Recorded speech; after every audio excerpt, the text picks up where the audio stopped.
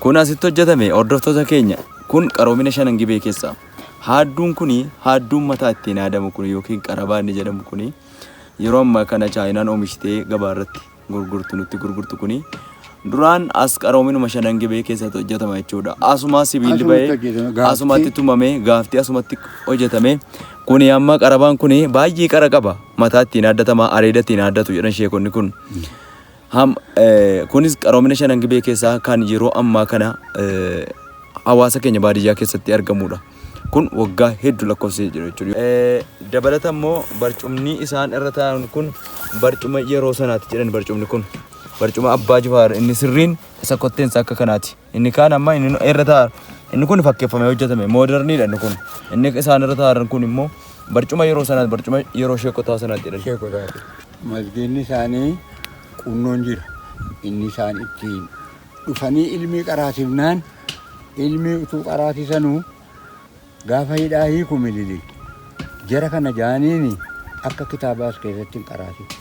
Amantii Islaamaa jedhee massanqaqiyaa kenneefi of eeggadhaa ilmaan biyyaa jal'iftanii waan adda addaa itti himtanii nuuf biyya walitti naqxanii akka gaaf tokko kitaaban qaraasifne innaan hariin jaraatu galanii masgiidatti galanii caatii qaamanuu lamoonni qaraasisuu dhowwamanii. Hin qaraasiftanu jenna. Sheekonni qunnoo utuu ta'anuu darasaan isaanii tokko sheexaa abbaa diimaa jedhama edda bu'aadha. Didee abbaa dikoo abbaa billoo mililikiin didee qaraasise.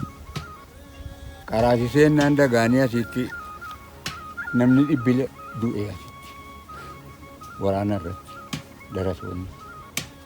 Darasaan sheekota qunnoo dagaanii kan jedhamutti sheexaa abbaa diimaa abbaa alaa fi waraanaa ta'ee abbaa dikoo abbaa billee wal waraanee du'e innis. Miniliktu kana gochisiise. Du'ee ijoolleen sabiyyii waggaa 25 30 sheekonni hidhaa jiru gaafa darasaan isaanii dhufe.